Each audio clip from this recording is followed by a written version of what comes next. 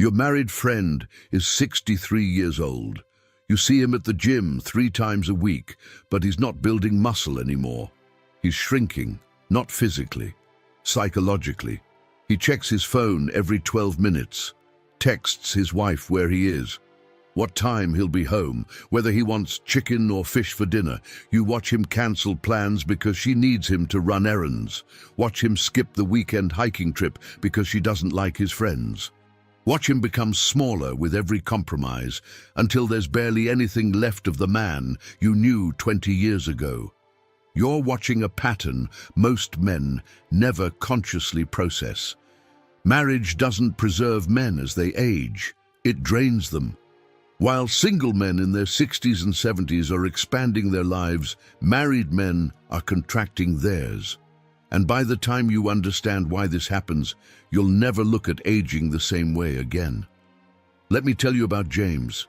68 years old, former college professor from Portland, spent 42 years married to a woman who made every decision for him.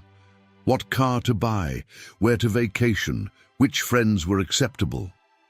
When James mentioned wanting to take a solo trip to Iceland to see the Northern Lights, something he'd dreamed about since he was 30, she shut it down immediately, told him it was selfish, told him he was abandoning her, told him that married men don't travel alone. James backed down because he believed that's what commitment meant. But at 66 years old, his wife filed for divorce, said she'd fallen out of love years ago but stayed out of convenience.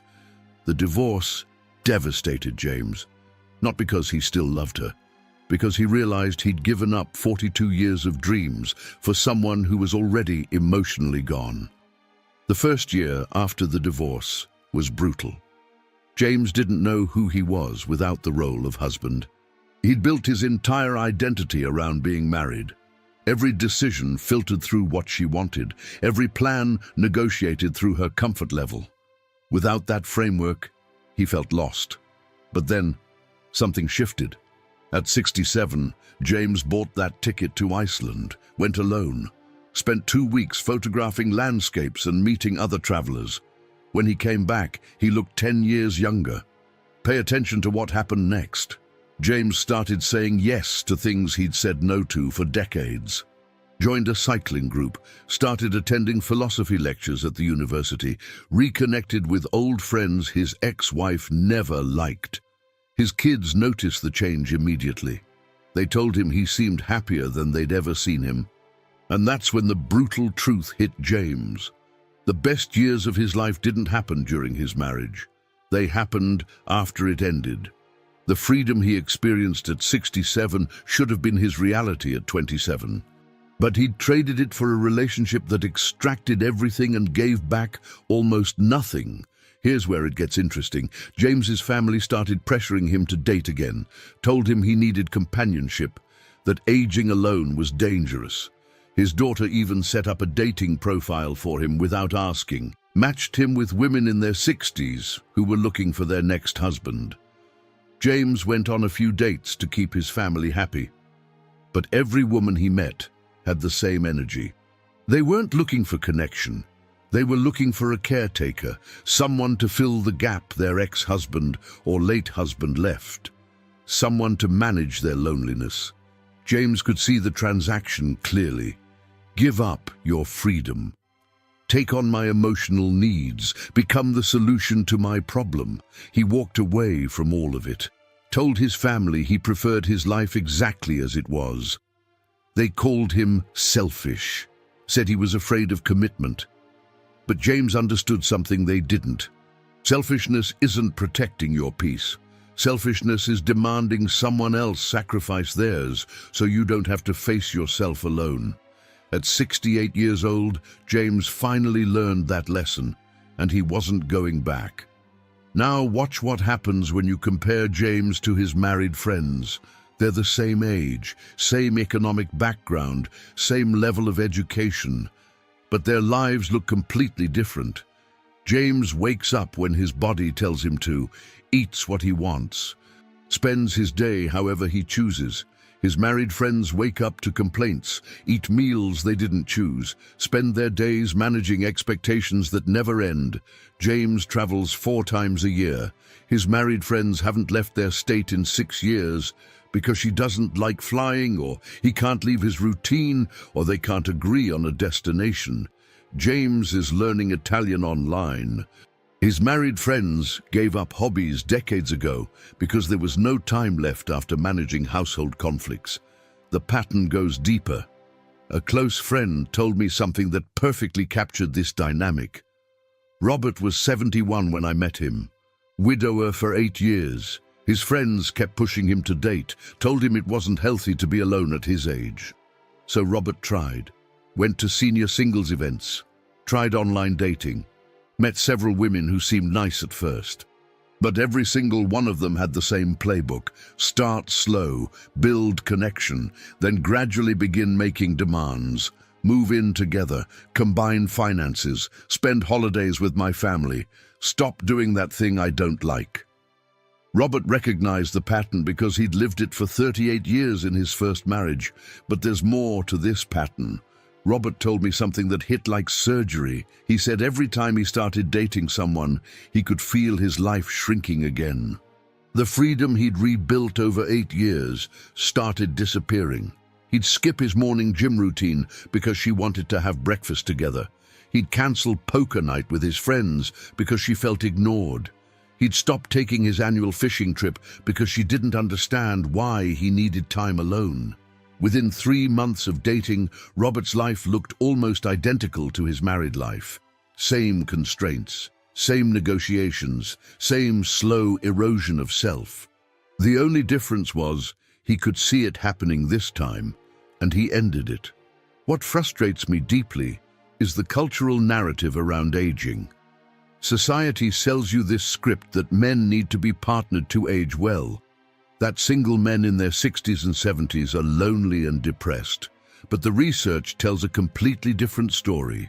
Single men who intentionally choose that life report higher life satisfaction than married men in the same age group. They have more friendships, more hobbies, better physical health markers. Why? Because they're not carrying the emotional and psychological weight of managing someone else's happiness while neglecting their own. Think about this for a second. Your 60s and 70s are supposed to be the decades where you finally enjoy the fruits of 40 years of work. You've built your career, accumulated savings, gained wisdom from experience. This should be your time to do exactly what you want without negotiation or compromise. But men in relationships spend these years doing the opposite, managing conflict, navigating their partner's family drama, spending retirement funds on problems that aren't theirs, sacrificing the freedom they worked their entire lives to achieve. Here's what nobody mentions. The financial cost of relationships in your later years is brutal. You spent decades building your retirement, sacrificed time, energy, and youth for financial security. Now you're finally at the point where you can use it. But enter a relationship, and suddenly your finances become negotiation territory. She wants to remodel the house. He has debt from his previous marriage. That's now your problem. Her adult children expect you to help fund their lives. Every dollar you saved gets scrutinized. Every expense becomes a discussion. The financial freedom you earned evaporates in the economic reality of merging lives with someone who has completely different spending habits and expectations. I know men who lost 40% of their retirement savings in late-life divorces. Guys who worked 50 years to build security, then gave it away in 5 years of marriage to someone who saw them as a financial solution rather than a partner. One guy I talked to was 64 when he remarried. His new wife convinced him to add her name to his house title after 8 months, told him it was about trust and commitment. 2 years later, she filed for divorce and walked away with half the equity of a house he'd paid off over 30 years. He's 70 now and still working because his comfortable retirement became financial survival. And that's not even the complete picture. The daily financial drain of maintaining a relationship at this age adds up in ways you don't see coming. She's accustomed to a certain lifestyle you're expected to fund. He has expectations about vacations and dinners out that triple your monthly spending. The apartment that was perfect for you alone now needs renovation to accommodate two people with different needs. The financial independence you fought for disappears under the weight of shared expenses that never stop growing. Your money stops being yours the moment you merge your life with someone else. This is where it gets really twisted. Relationships in your later years come with emotional baggage that weighs tons. Ex-spouses who still call with emergencies that somehow become your responsibility. Adult children who see you as a direct threat to their inheritance and treat you with hostility disguised as politeness. Her son who needs to borrow money every 3 months. His daughter who expects you to babysit grandchildren you have no connection to. You're not building a new family. You're managing a corporation of resentful stakeholders who all want something from you. The holiday dynamics alone are psychological warfare. Thanksgiving means negotiating which family to visit or hosting both sides in forced gatherings where everyone pretends to get along. Christmas means buying gifts for people you barely know but are now expected to treat like family. Birthdays mean remembering dates for her 3 kids, 7 grandchildren, 2 ex-in-laws who still come around. Every event becomes a performance where you must smile through tension so thick you can taste it. One wrong comment about politics or religion and you've triggered a family crisis that takes weeks to cool down. I've seen this countless times. Men who enter relationships at 65 and suddenly find themselves mediating disputes between adult children fighting over their mother's attention. Men who spend their Sundays at family brunches with people who resent their existence. Men who can't take a vacation without including her entire family because she'll guilt-trip him for weeks. All of this while you're trying to enjoy what should be the most peaceful stage of your life. The irony is devastating. You escape the stress of your career only to drown in the stress of managing someone else's complicated family dynamics that you didn't create and can't control. Focus on this carefully. You've lived long enough to know exactly who you are. Your preferences are set. Your routines are established. Your worldview is solid after decades of experience. Entering a relationship at this stage requires flexibility you no longer have and shouldn't have to develop. Not because you're stubborn, because you've finally reached the point where you don't need to change yourself to please anyone else. That firmness other people call stubbornness is actually self-knowledge.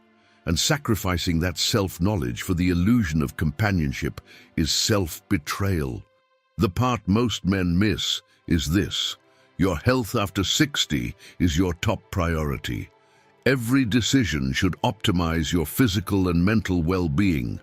Toxic relationships are pure poison for your health. The stress of constant arguments raises your blood pressure. The anxiety of walking on eggshells weakens your immune system. The frustration of feeling controlled creates chronic inflammation. Medically speaking, being in a bad relationship after 60 can literally shorten your life. Meanwhile, the peace of living alone on your own terms has measurable effects on longevity and quality of life. You're not choosing loneliness. You're choosing to live longer and better. Here's the truth nobody wants to say out loud. The loneliness you fear is fiction created by people who never learned how to be with themselves. Being alone is not the same as feeling lonely. You can be surrounded by people and feel existential emptiness. Or you can be completely alone and feel total fulfillment. The difference isn't in how many people are around you, it's in the quality of your relationship with yourself. And if after 60 or 70 years of life you still haven't developed that internal relationship, then no external partner is going to fill that void. They'll just distract you from it until they leave and you're right back where you started. Listen closely to what I'm about to reveal. Every man who learns to be truly comfortable alone discovers something powerful.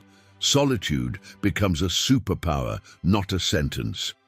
You stop seeking validation from others because you validate yourself. You stop needing someone to make you feel complete because you've done the internal work to become whole. You stop fearing being alone because you've learned that your own company is actually pretty damn good. This internal shift changes everything. Suddenly, you're not dating from desperation.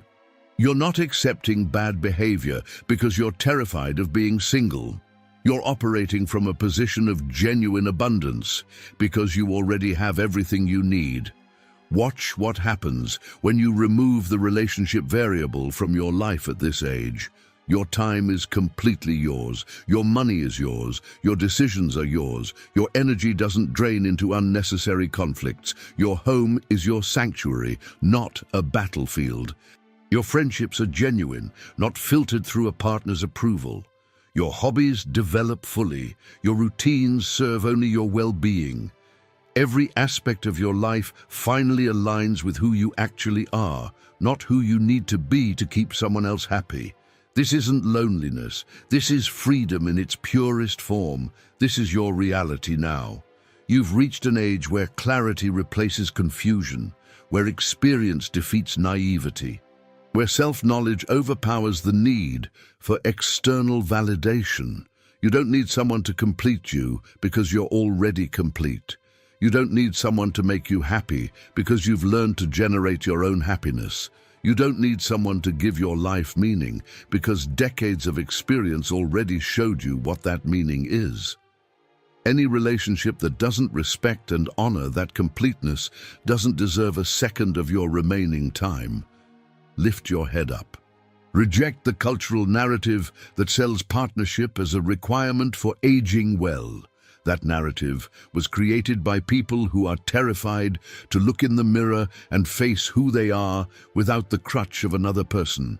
You don't need crutches. You've walked alone before. You can do it now with more wisdom, more strength, and more clarity than ever. Being single in your later years isn't defeat. It's victory. It's not resignation. It's conscious choice. It's not loneliness. It's absolute freedom. Here's your final call. Every day you live according to someone else's expectations is a day stolen from the life you actually want. You don't have infinite time left. The years you have remaining are precious, and each one must be lived on your terms. No compromise, no negotiation, no sacrifice of your peace for the illusion of companionship. If someone adds real value to your life without costing you your freedom, then consider it. But if someone shows up with baggage that weighs more than the benefits they offer, then say no. No guilt, no apologies, no looking back. Your life is yours. Your time is yours. Your peace is yours. Protect them with the ferocity of someone who finally understood that at this stage, the only commitment that matters is your commitment to yourself. Being single while you age isn't the sad ending they sold you. It's the powerful beginning of finally living free. You've earned this freedom through decades of work, sacrifice, and experience. Don't give it away to someone who sees you as a solution to their problem rather than a complete person who has everything he needs. Age better by staying single. Age powerfully by protecting your autonomy. Age freely by never apologizing for choosing yourself.